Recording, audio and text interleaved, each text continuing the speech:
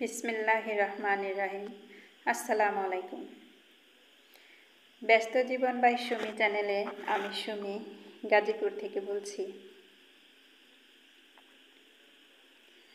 প্রিয় বোনেরা, আজকে আরও নতুন একটি ব্লগ ভিডিওতে আপনাদের স্বাগত। আমার এই ভিডিওটি যে যেখান থেকে দেখছেন সবাইকে অনুরোধ করব সম্পূর্ণ ভিডিওটি দেখতে। আমার ভিডিওগুলো 10 মিনিটের হলেও আমি একটু ধীরে সুস্থে আপনাদেরকে প্রত্যেকটা কাজ সুন্দরভাবে শেখানোর চেষ্টা করি। আমি চাই আমার ভিডিওগুলো দেখে আপনারাও অনুপ্রাণিত হন এবং আপনারাও আপনাদের পছন্দ অনুযায়ী কাজ করুন।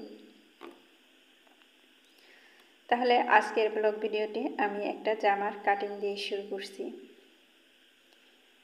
এখানে আমি একটা জামা কেটে নিতেছি আর কি, আমার বডির সাইজ অনুযায়ী। আগে একটা পার্ট কাটা ছিল, সেই পার্টটা উপরে বসিয়ে তারপরে পরের পার্টটা কেটে নিয়েছি। এই জামাটা অবশ্য কয়েক বছর আগে আমি এই কাজটুকু করে রেখেছিলাম।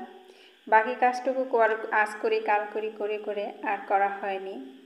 তাই ভাবলাম যেহেতু ব্লগ আছে এবং রং আছে, তাই সামনের পার্টটাও আমি ব্লগ করে ফেলি।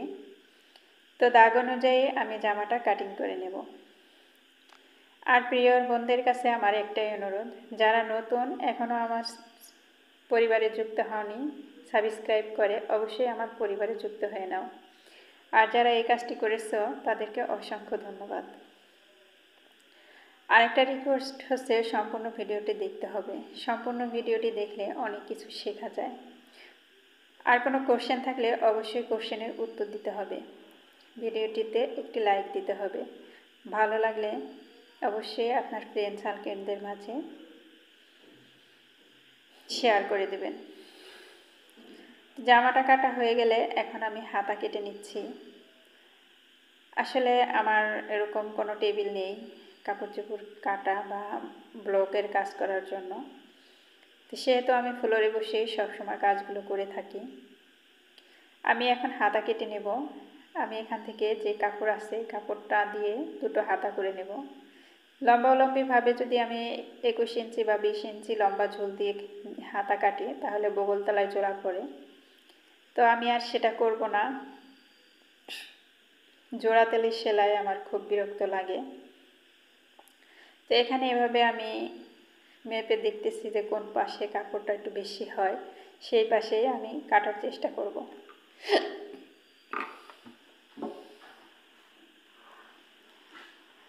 তো আমি এভাবে বিছিয়েছি। তো এভাবে মোটামুটি 16 ইঞ্চি হয় 3/4। 3/4-এ 16 থেকে 17 ইঞ্চি হলে সবচেয়ে ভালো হয়। তারপরেও আপনারা আপনাদের পছন্দ অনুযায়ী কেটে নেবেন। এখানে আমি 3 ইঞ্চিতে দাগ দিয়েছি। দাগ দিয়ে তারপরে আমি জামার যে বগলতলা সেটা একটু মেপে নিচ্ছি। এই মাপ অনুযায়ী আমি এখানে বগলতলাটা কেটে নেব।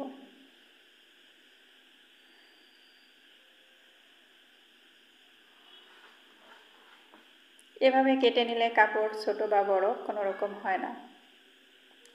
তো এখানে আমার হাতার যে মোহরিটা সেটাও আমি করে নিলাম।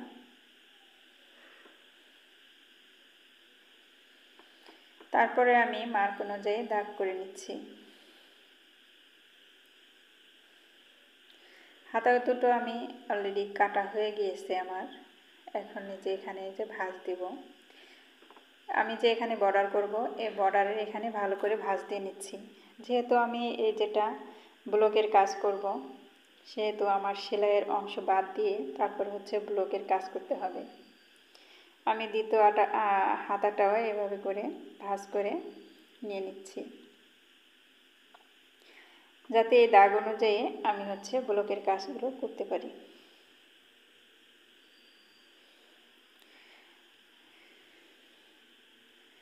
তো আমি এখানে স্কেল দিয়ে একটু দাগ করে নিচ্ছি যাতে কাজটা সুন্দর হয়।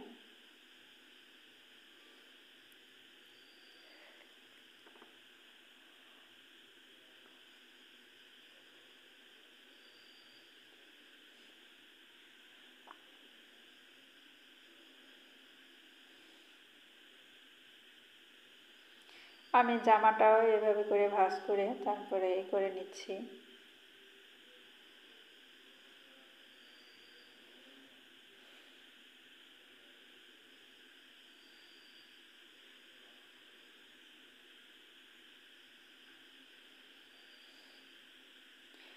জামাটাও আমি এভাবে দাগ কেটে কতটুকু কোথা থেকে সেলাইয়ের মার্ক রেখে তারপরে যে মার্ক করে তারপরে হচ্ছে স্কেল দিয়ে মার্ক করে নেব।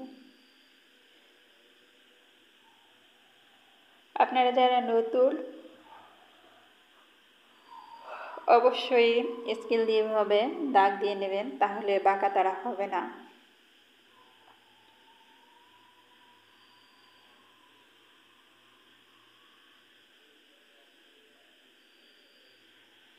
তারপরে আমি হচ্ছে গলার ডিজাইনটা যেভাবে করব সেভাবে আমি এই যে এখানে দাগ করে নিচ্ছি, মার্ক করে নিচ্ছি। এখানে আমি 17 ইঞ্চিতে দাগ করে কেটে নিয়েছি, কেননা আমার এত বড় গলা বেশি ভালো লাগে না, তাই আমি 17 ইঞ্চিতে দাগ করে নিয়েছি। তো এই তো বসে পড়লাম ব্লগ করার কাজে। আমি প্রথমে বেগুনি কালারটা দিয়ে করতেছি।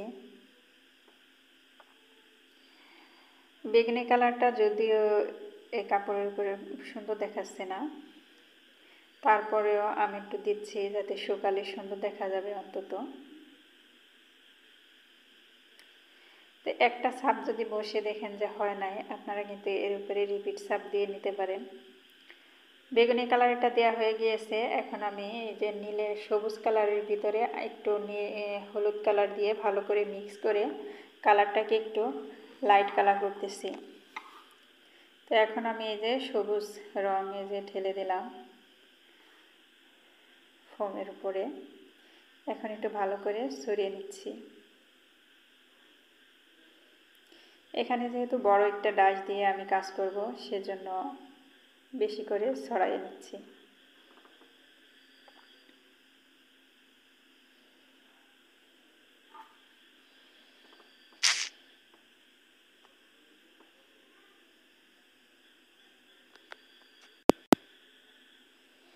এখন আমি এই যে বড় গোলকটা এভাবে ছাপ দিয়ে নিচ্ছি। দেখুন এই কালারটা কিন্তু অনেক সুন্দর করে ফুটেছে।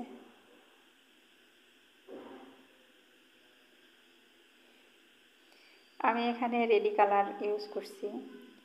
তো যাই হোক, আমার ব্লগ করা শেষ। আমি শুকিয়ে ফ্যানের বাতাসে শুকিয়ে তারপরে হচ্ছে আয়রন করে নিচ্ছি। ব্লক প্রিন্ট করেন আর হ্যান্ড পেইন্ট করেন, এই কাজটা কিন্তু আপনাদেরকে কেউ শিখিয়ে দেবে না, আমি কিন্তু শিখিয়ে দিচ্ছি।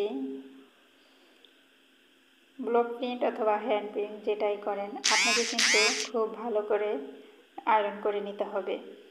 আর এর আয়রন করে কাপড়ের সাথে অ্যাডজাস্ট করে নিতে হবে। আর না হয় কিন্তু আপনার রঙগুলো উঠে যাবে, বা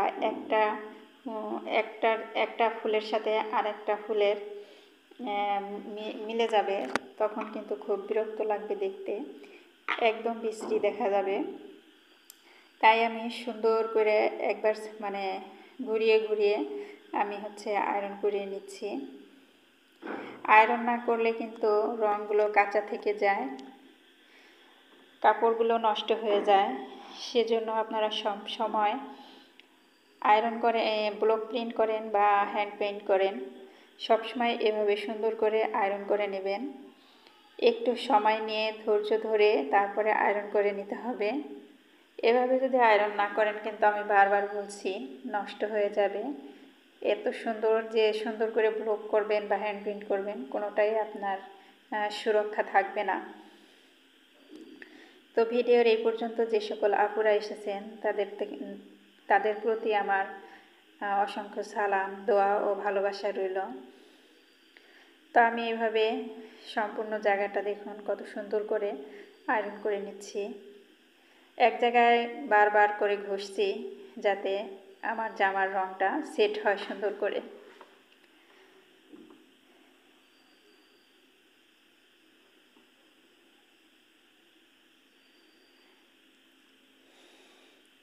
তো বন্ধুরা, ভিডিওর এই পর্যন্ত যারা এসেছেন এখনও সাবস্ক্রাইব করতে ভুলে গেছেন, প্লিজ সাবস্ক্রাইব করে আমার পাশে থাকা বেল আইকনটি বাজিয়ে দিন।